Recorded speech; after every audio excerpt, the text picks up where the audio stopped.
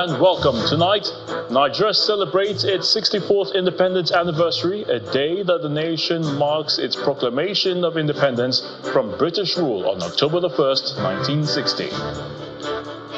The president addresses the nation. President Bola Tinubu convokes a 30-day confab for youth in the country to discuss and address challenges confronting them. Shows the nation of a reduction in food prices and living costs.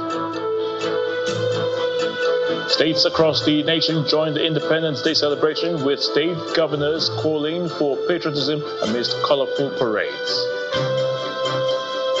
And Iran warns of more destructive second wave after launching nearly 200 missiles into Israel. In our business news, as Nigeria marks 64 years of independence, President Bola Tinubu says his administration attracted $30 billion worth of foreign direct investments into the country in 1 year. On sports news tonight, Arthur Fields defeats countryman Ugo Umbex to win the Japan Open of the first all-French final on the ATP Tour in 4 years. And in international news from London, Israeli troops have invaded Lebanon in what the Israeli military is calling a limited, localized and targeted ground operation against Hezbollah.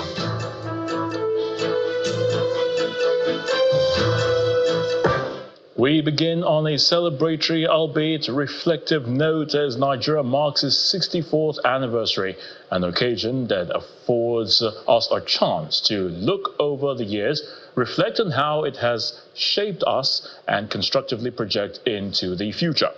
President Bola Tinubu takes the lead with an early morning broadcast, during which he announced a 30-day confab for the youth in the country to discuss and address challenges confronting them. President Tinubu also spoke on the nagging issue of economic hardship, promising a reduction in food prices, living costs, and vowing not to falter on it. He also announced progress in the fight against terrorism and banditry, stating that over 300 Boko Haram and bandit commanders have been eliminated. The president had positive messages about Nigeria's foreign investments, agriculture and food security, energy transition, monetary policy, and fiscal management. It was a full day for President Tinubu as he led other government dignitaries, including Vice President Kashim Shettima, in a low-key celebration of the 64th independence anniversary of the nation at the presidential villa, Abuja. State governors across the country also joined in celebrating the nation's anniversary. Elsewhere, while some Nigerian youth took to the streets celebrating the Independence Day with the slogan, "Stronger as a United Nigeria," others chose protests as a means of tabling their demands, which they believe will make Nigeria a better nation. Meanwhile, as part of his Independence Day broadcast, President Bola Tinubu is promising to convene a one-month National Youth Conference to address challenges and opportunities confronting young people in Nigeria. According to the president, the conference will, among other matters, discuss issues around education, employment, innovation, security, and social justice. While acknowledging the economic hardship experienced by citizens, President Bola Tinubu restates his commitment to addressing the challenges of high cost of living. The presidential broadcast is an integral part of the Independence Day celebration in Nigeria. And as Nigerians mark the 64th independence anniversary, President Bola Tinubu addresses the nation. Fellow Nigerians. First, President Tinubu acknowledges the economic hardship experienced by citizens, such as the rise in cost of living, unemployment, and insecurity challenges. He promised to address them soon. As I address it today, I am deeply aware of the struggles many of you face in these challenging times. Our administration knows that many of you struggle with rising costs and the search for meaningful employment. My fellow Nigerians, please be assured that we are implementing many measures to reduce the cost of living at home. Aside from the issues of economic hardship, President Tinubu announces plans for a national youth conference aimed at discussing issues affecting young Nigerians and addressing them. We lead today with the future we wish to bequeath to our children in focus, recognizing that we cannot design a future that belongs to them without making them its architects. Considering this, I am pleased to announce the gathering of a national youth conference.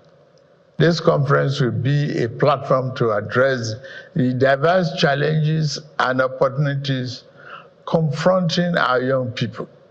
The government will thoroughly consider and implement the recommendations and outcomes from this forum as we remain resolute in our mission to build a more inclusive, prosperous, and united Nigeria. Some of the issues that President Tinubu promised to discuss at the National Youth Conference include education, social justice, employment, innovation, and security. Speaking to matters related to political reforms, President Tinubu insists on the implementation of the Supreme Court's judgment on local government autonomy. As part of our efforts to re-engineer our political economy, we are resolute in our determination to implement the Supreme Court judgment on the financial autonomy of local government. The president further highlighted the progress made in the fight against insecurity, fiscal policies, divestment in the oil and gas sector, as well as government's responses to natural disasters, such as the recent flooding in some parts of the country.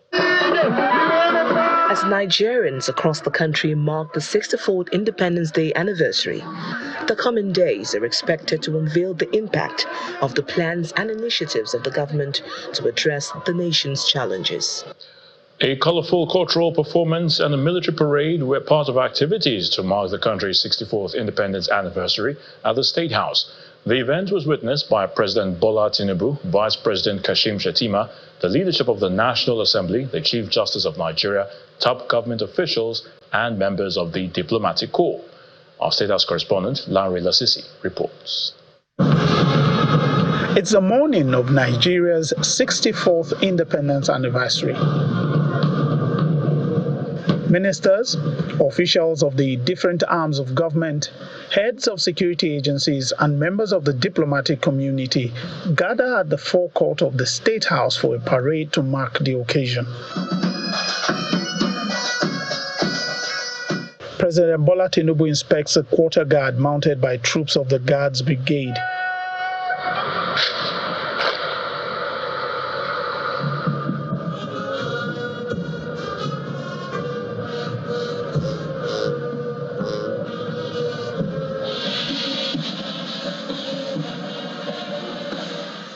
What follows is the Independence Anniversary Parade.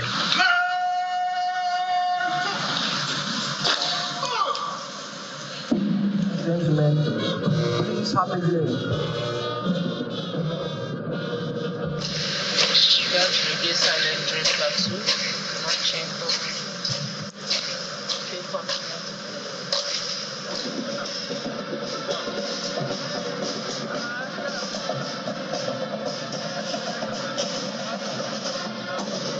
The cultural display is entertaining. Distinguished Nigerians, ladies and gentlemen, by themselves. The southeastern part, the protected farmer dancers are showcasing the fertile land of our nation, Nigeria. There you have the elegant Nupe maidens. The Apepe dancers are taking the center stage. First, they will demonstrate their strength. South-South, display your ability. Yes, your ability is strength. Lift, lift. But the South-South, I've sent their representatives to lift the treasure. Lift, lift, lift. And they have successfully lifted it. Can we put our hands together for all Nigerians? The president leads the cutting of the anniversary cake and releasing of the anniversary pigeons.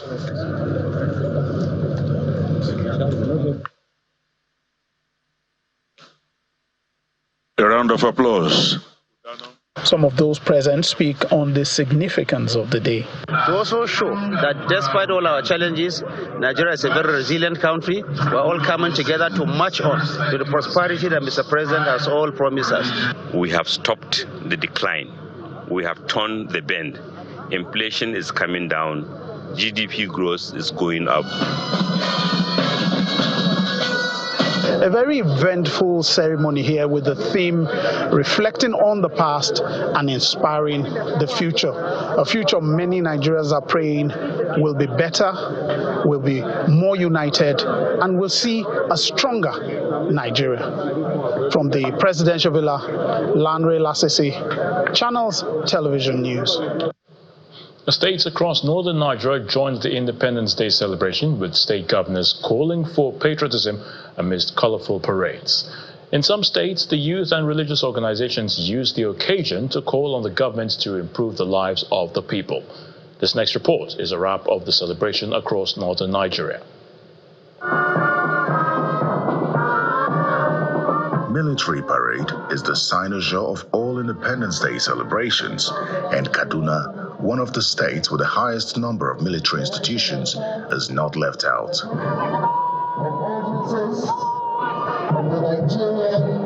In his address, Governor Obasani of Kaduna State pledges to run an all-inclusive government.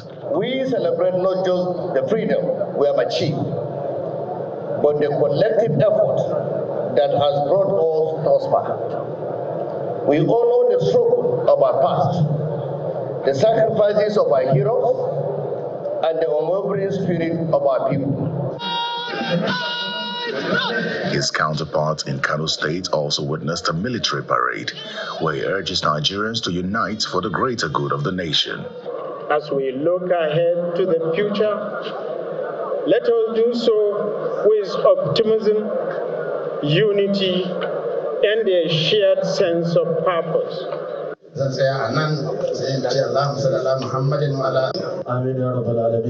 Former Governor of Zamfara State, Senator Abdulaziz Yari, hosted a prayer session to commemorate the day. We are here today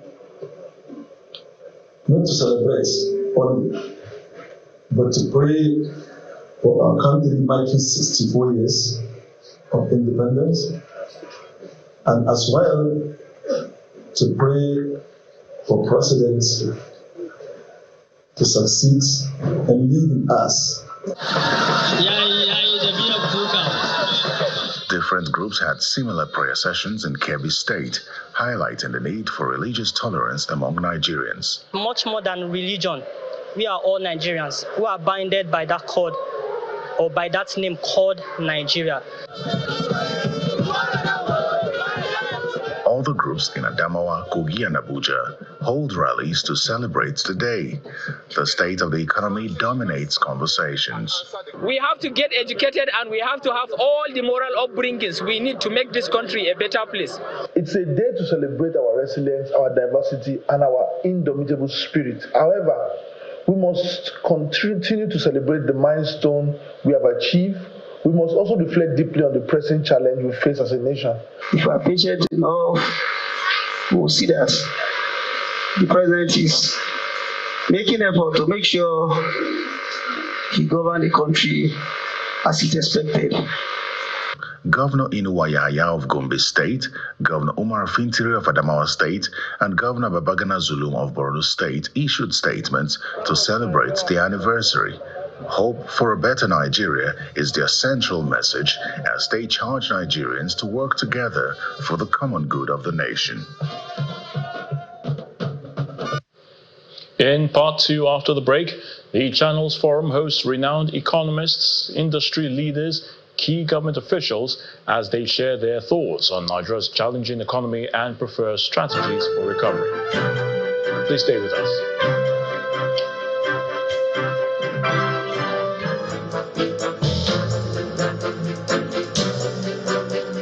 Welcome back. If you've just joined us, you're watching the news at 10 on Channels Television, broadcasting live from Lagos. A reminder of our top stories. Nigeria celebrates its 64th independence anniversary, a day that the nation marks its proclamation of independence from British rule on October the 1st, 1960. The president addresses the nation. President Bola Tinubu convokes a 30-day confab for the youth in the country to discuss and address challenges confronting them, assures the nation of a reduction in food prices and living costs. States across the nation joined the Independence Day celebration, with state governors calling for patriotism amidst colorful parade. And Iran warns of more destructive second wave after launching nearly 200 missiles into Israel.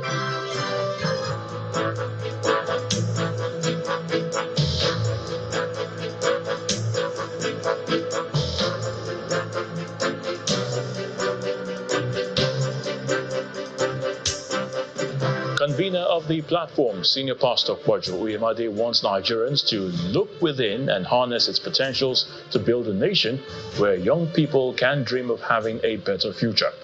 This was a focus of the Independence Day edition of the platform, with the theme Unlocking the Potential in Our Country, with prominent speakers giving their insights. It's yet another explosive and thought-provoking session at the 35th edition of the platform, as top entrepreneurs, consultants, professors and business owners share their knowledge on how to unlock the potentials that lies within the nation amidst the economic hardship and negativity fueling the country. Recently, we had a conference in London, and the hotel where we used, which was Intercontinental Hotel, I was wearing an Ashoke trousers with a blazer and a white shirt. And I was in the elevator on my way to the conference center. And there were two American couples, and they looked fairly wealthy. And the man looked at me, both of them. They said, "Where did you get these trousers?" But he wasn't interested in the designer wears on the streets of London. He was interested in what we brought out from Africa in a way that could be appreciated by the world. And so if we are going to grow, wealth, we have to learn how to unlock the capital that lies within a nation. Citing personal experiences, the speakers say the pathway to realizing this dream is through deliberate action on the path of not just the government, but the people. What should be done to unlock the economic potential of Nigeria? The success stories of countries like Nigeria and Singapore and South Korea show that sustainable economic process is not accidental. It is built on strategic policies, investment in education, and economic diversification. These are also discussions around seeing opportunities in spite of the prevailing challenges. When you speak to insecurity, it's an opportunity. Some security companies have been created in Nigeria, resolving security issues and benefiting from those. Probably one of the problems we've had is the fact that crude oil seems to have brought crude and primitive mentality into our minds. With the current trend of migration among the young people, former Director General of NAPTIP, Professor Fatima Waziri-Azi, presents the dangers of human trafficking. We've seen cases where parents traffic their own children, sisters traffic their own sisters, nephews, nieces are trafficked by uncles or aunts, whether it is directly or indirectly. So in as much as government, they have their own role at the macro level, the work has to be done by you and I. The challenges facing the country may be enormous, but having a platform like this with the best brains to impact knowledge on the young people could be the catalyst needed to achieve a positive Nigerian dream. And there were other speakers on the platform from diverse professions, with each preferring adaptive solutions to unlock Nigeria's potential, encourage innovation, and enhance economic development.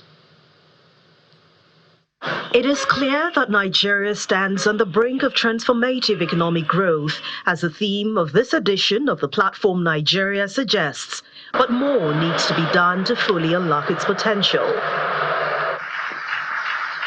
Lawyer, security consultant, and public policy strategist Mr. Charles Omole identifies complacency, resistance to change, corruption tolerance, and short-term focus as some factors that stifle Nigeria's development, and suggests what he calls adaptive mindsets towards development.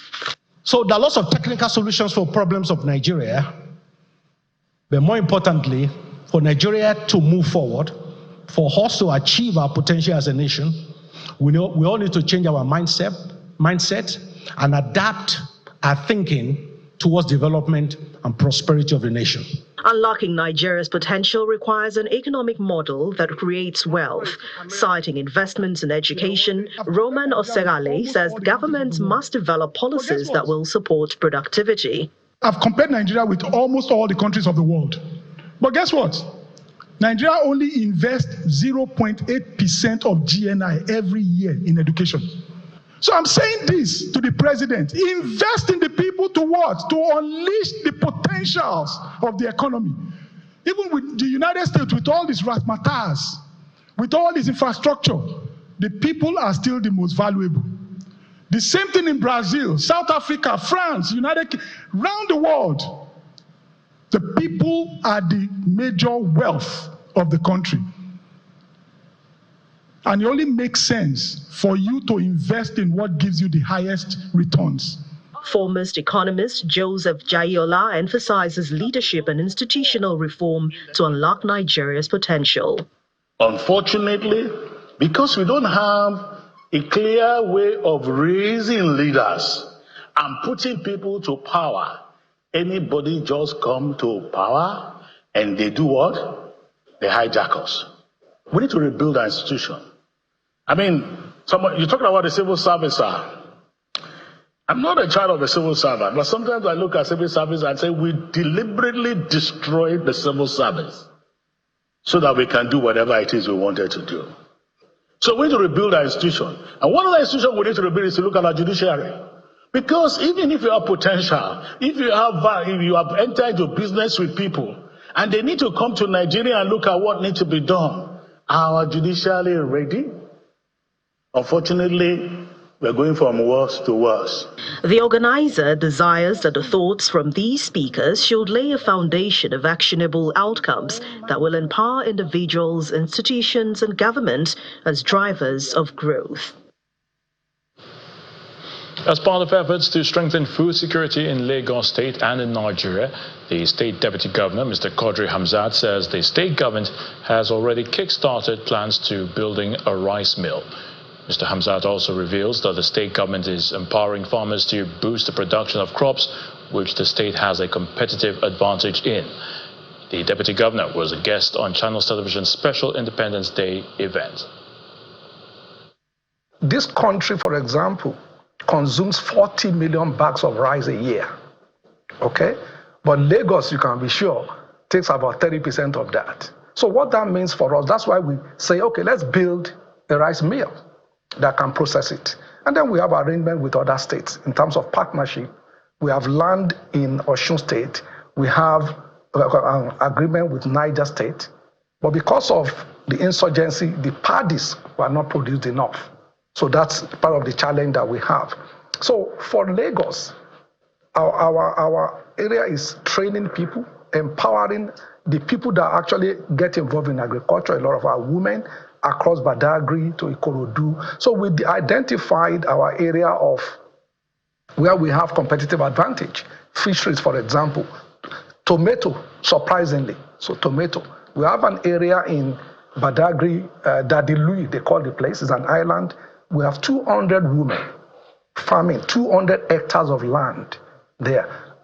You need to go there, it's extensive. So what we do is how do we empower them? How do we make it easier for them in terms of production? But most importantly, we also now we are building a logistic hub in Emota, the biggest in this part of the world. What that does for us is it allows us to track what comes to Lagos. So Lagos, interestingly, we slaughter cows like 3,000 every day. So where are they coming from? How can we track it? How can we make sure that today, if anything happens, our veterinary doctors slaughter them and burn them off to prevent diseases? But we need to do better. The managing director of Jet Motor Company, Derek Ewelukwa, is allaying fears of Nigerians regarding the safety of compressed natural gas, CNG. While speaking on Channel's television special Independence Day event, Mr. Iwilukwa says the conversion and state of the gas makes it a very safe option for vehicular use and calls on the government to educate the populace in order to take advantage of the benefits of CNG. We see the news coming out of the Middle East. Guess what's going to happen to crude oil and all the byproducts of crude oil? They might go way over the roof.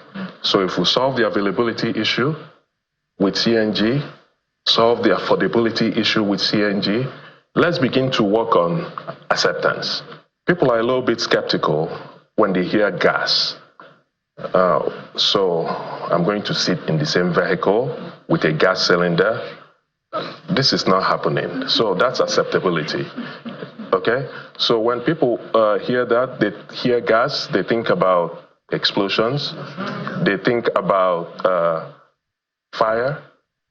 But compressed natural gas in its state, this is natural gas compressed to about 1% of its volume under normal atmospheric pressure, and is compressed to almost 250 bar or 25 megapascal, if you will. So by its nature, it's almost immune to explosion, okay, or fire, because when it escapes into the atmosphere, it's already lighter than air, so it just dissipates, as opposed to liquid fuel that will come down and easily ignite. So the properties of, these are some of the awareness and education that needs to be given to the people for us to counter the acceptance issue. Still ahead on the news at 10, as Nigeria marks 64 years of independence, President Bola Tinubu says his administration attracted $30 billion worth of foreign direct investments into the country in 1 year. That's on Business News. Please join us again.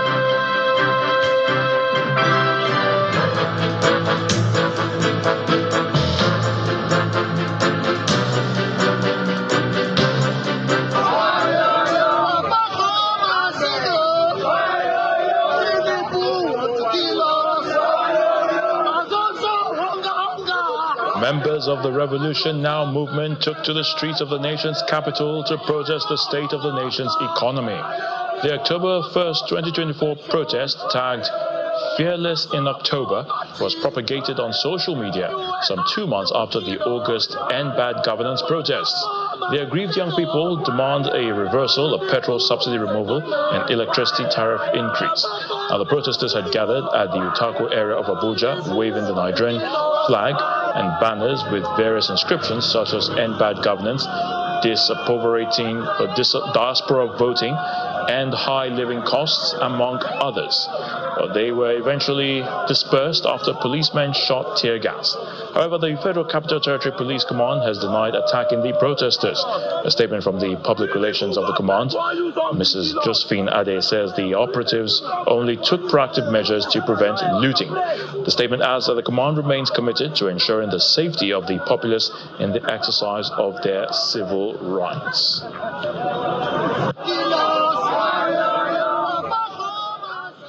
Here in Lagos, despite the presence of heavy security personnel, protesters gathered in the early hours of today at the Ikeja on the bridge before marching to the Gani Fawemi Park. Chanting solidarity songs and making stops at intervals, the demonstrators presented a list of demands, including an immediate removal of fuel subsidy. It's a new day and month, and of course, Nigeria's Independence Day anniversary. But Lagosians are out at the Ikeja underbridge to protest over the growing hunger and other economic hardship. Bearing placards with different inscriptions, they voice their concerns. That you are being charged with is a fraud. And this is my point. And the arrival of human rights activist Omoyele Sowore spurs the crowd. There is a heavy presence of security officers, and this is perhaps a litmus test for the new Commissioner of Police, Olariwaji Ishola, who is also on the ground. Police on the ground to make sure that peace reigns here. I promise to protect them. We are doing that, and also promise that no harm will come the way of any other person who is in the street business. Businesses face increased risk during social unrest, and that's why some shops are possibly closed, while others take their chances. So after protesting for about 3 hours at the Ikeja underbridge, the protesters are now marching, leaving the area to the Ojota Park, and they say the protest is partyless, it is stripeless, and one more thing, it is fearless.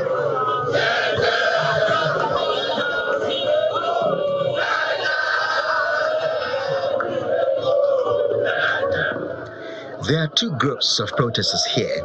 The hashtag End Bad Governance movement, led by Comrade Hassan Taiwo, better known as Soweto, and Omoyele Showere's Revolution Now protesters.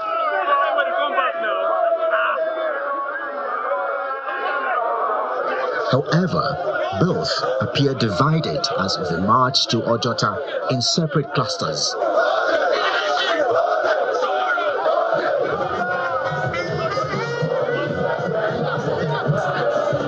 The groups arrive at the Gani Fawehimi Park with a list of demands to the country's leadership. The president must free all the detainees, the protesters that were arrested on the 5, from on the 1 of August to on the 10. The issue is this: Nigeria is hungry, and an hungry man is an angry man. None of our demands, whether with regards to fuel price, or electricity tariff, or naira devaluation, have been met. That floating of the naira should be reversed, because that is what led us into all this. The inflation we are facing is an import cost push inflation.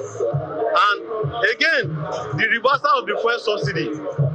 Energy cost is the cost that affects virtually 90% of the whole economy. And what's next for the protesters? Today's protest is a warning. It's a one-day action. But if our demands are not met this time around, then the government should be ready for regular action every few weeks. Because the Nigerian people will not stop marching until we are free. So it's Nigeria's 64th independence anniversary, and what a way to spend the day. But for the protesters and demonstrators here at the Gani Fawehimi Park, there is the determination to keep pressing their concerns and demands, and they say they won't stop in the coming weeks and days until their demands are absolutely met.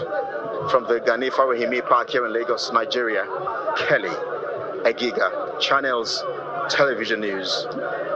As Nigeria celebrated its 64th anniversary, Nigerians have been asked to uphold faith in God despite the current disturbing realities. The senior pastor of the Household of God Church, Reverend Chris Okotie, made this known during the service to commemorate the nation's independence celebration. He says God has a special plan for Nigeria. The Household of God Church welcomes worshippers to a special service dedicated to the celebration of Nigeria at 64.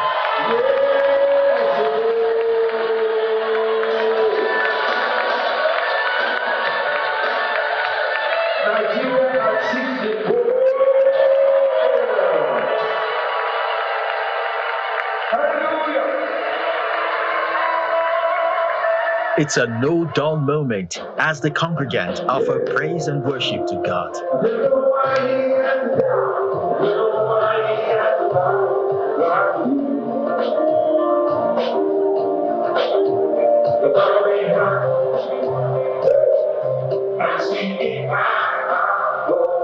Accompanying the various layers of celebration are messages of hope.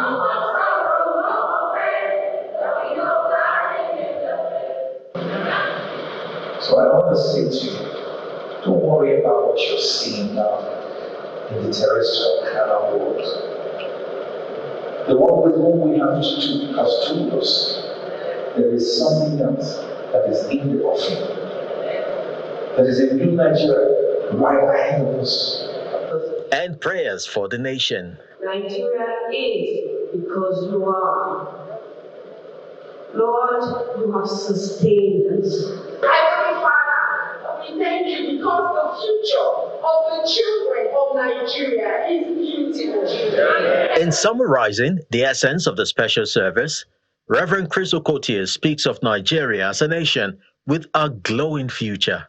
These are perilous times, and our faith in God must become the gyrostat that will keep us afloat as we navigate the tempestuous waters of our convoluted reality. Nigeria is a client nation for God. It has prophetic destiny.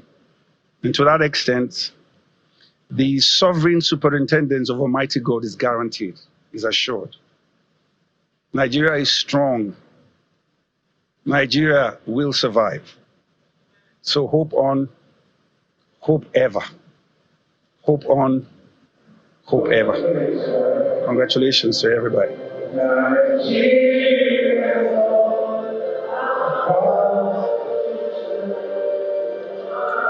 At 64, judging by what the eyes can see, many Nigerians may not have reasons to celebrate.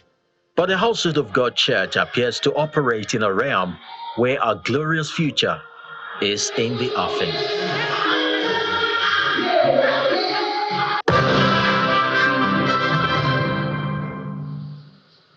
The South African High Commissioner to Nigeria, Mr. Thami Seleku, is urging South Africans to always acknowledge the culture and diversity of their beliefs and traditions and not forget the sacrifices of those who paid the ultimate price. Mr. Seleku made the remark at an event to mark the South Africa Heritage Day in Abuja.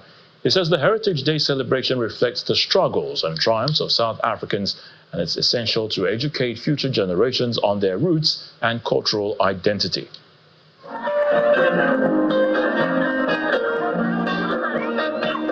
It was a colorful evening showcasing the rich cultural diversity of South Africa as the country's High Commissioner to Nigeria, Mr. Thami Seleku, hosts guests at this year's South Africa Heritage Day celebration.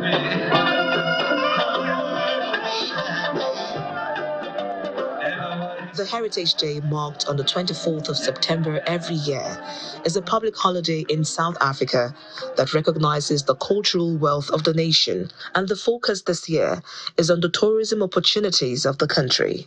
Tonight, I actually want to highlight two things.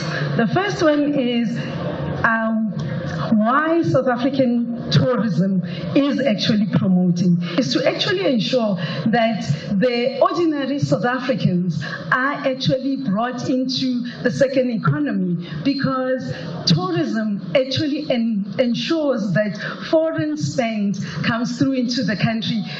The High Commissioner speaks on some cultural elements that Nigeria and South Africa have in common, especially the effort to make visa application process easier for Nigerians. We are glad that Nigerians themselves have eliminated the element of trying to forge, being fraudulent documents and so on. That has been eliminated by and large. We have just other new problems, but those are not serious as they were before. But now it's just demand and capacity. So we are trying to match that. And as we meet, hopefully in December, the President Tinubu will visit South Africa on the BNC. One of the issues we are preparing to discuss is what is the next improvement. See, come January then. This year marks exactly 30 years since the establishment of formal diplomatic relations between South Africa and Nigeria in February 1994. The relationship, spanning 3 decades, is considered a testament to the enduring commitment of both nations to foster regional stability, economic growth, and cultural exchange.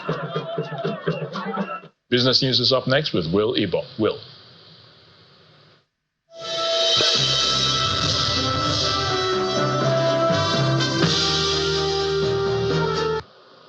Thank you, Ayotunde. President Bola Tinubu says Nigeria attracted over $30 billion in foreign direct investments as FDI in 2023. President Tinubu, who made this known during his Independence Day speech, attributes this success to the economic reforms implemented by his administration. The Minister of Trade, Industry and Investment, Doris Uzoka-Anite, confirmed that $30 billion in investment commitments have been secured from various investors. These funds are expected to be redeemed within the next 5 to 8 years. Now, still on the Independence Day celebration, President Tinubu has announced that the federal government has cleared over 30 trillion naira in ways and means advances. This follows the Senate approval on May the 3rd, 2023, of a 22.7 trillion naira loan request from former President Muhammadu Buhari. In December, the National Assembly also approved Tinubu's request to securitize the remaining 7.3 trillion naira ways and means debt. And as of the first quarter of 2024, Nigeria's public debt has increased to 121.67 trillion naira. And that wraps it on business. It's back to you today. Many thanks, Will. The head of the National Security and Foreign Policy Committee of the Iranian Parliament, Ibrahim Azizi, has told Iranian state television that the country will launch a second wave of attacks on Israel after nearly 200 missiles were fired into Israel. This comes as Israel has vowed there will be repercussions following an extensive missile attack by Iran. Here's Simon Pusey with more on this and other international news in Around the World in 5. Good evening and welcome to the channel's studios here in London with your international news around the world in 5. Israeli troops have invaded Lebanon in what the Israeli military calls a limited, localized and targeted ground operation against Hezbollah. The ground incursion of thousands of Israeli troops and tanks is taking place despite urgent calls from its main ally, the US, not to do so.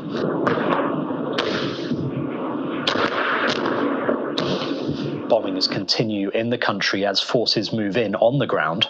The Lebanese Health Ministry say more than 1,000 people have been killed across the country in the past 2 weeks due to Israeli airstrikes, and up to 1 million may now be displaced. These localized ground raids will target Hezbollah strongholds that threaten Israeli towns, kibbutzim, and communities along our border.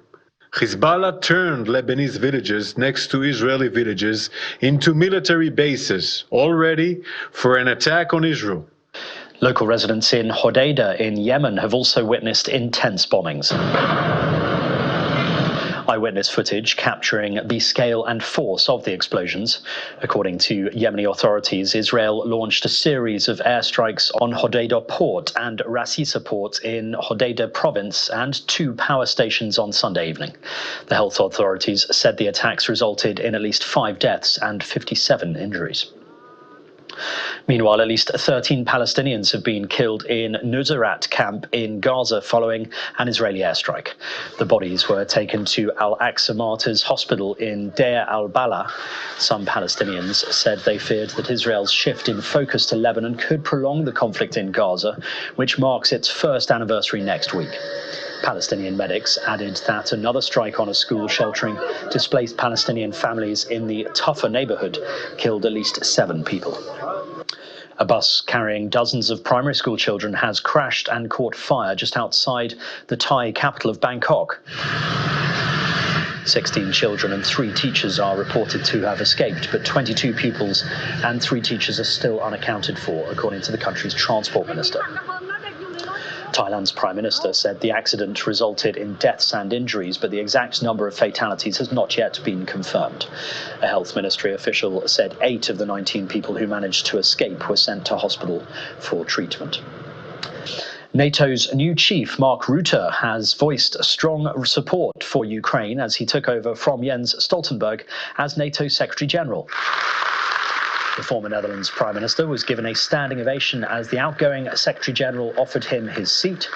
NATO officials and diplomats expect Rutte to maintain Stoltenberg's priorities, rallying support for Ukraine, pushing NATO countries to spend more on defence, and keeping the US engaged in European security. He takes over just weeks before the US presidential vote, with Republican Donald Trump well known to be critical of NATO.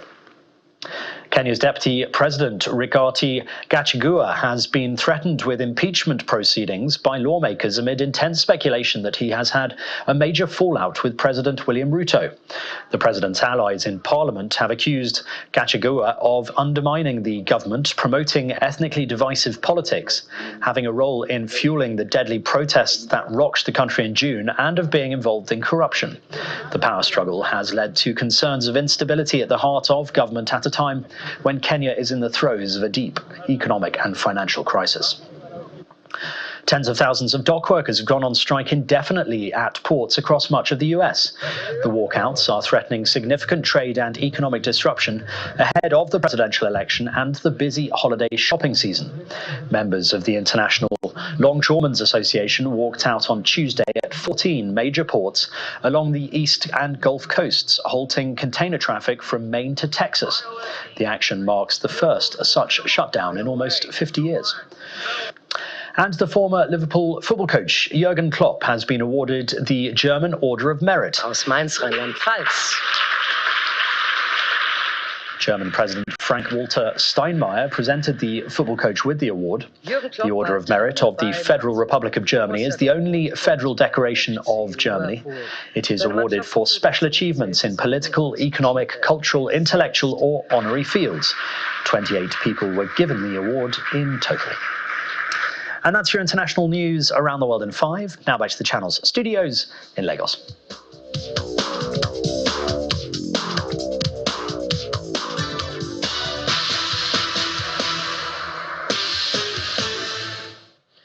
Thanks, Simon, and welcome to Sports News. 3 games will be decided in a rescheduled match day 3 of the Nigeria Premier Football Clash on Wednesday. Bendel Insurance, who are yet to pick a win this season, will host 3SC of Ibadan at the Samuel Ogbemudia Stadium. Defending champions Rangers International will take on Bayelsa United at the Nnamdi Azikiwe Stadium in Enugu. The People's Elephants Eyimba will host Akwa United in Aba. And French outsiders Brest made it 2 wins out of 2 at the start of their first ever UEFA Champions League campaign with a remarkable 4-0 victory away to Red Bull Salzburg, while Stuttgart were held 1-0 by Sparta Prague. Arsenal beat PSG 2-0 at the Emirates Stadium, while Barcelona thrashed Young Boys 7-1. Nigeria's Victor Boniface scored his first Champions League goals in Leverkusen 1-0 win against AC Milan, while Dortmund and Manchester City also recorded impressive wins. And that's your Sports News tonight. I am Kelly Egiga. It's back to you today.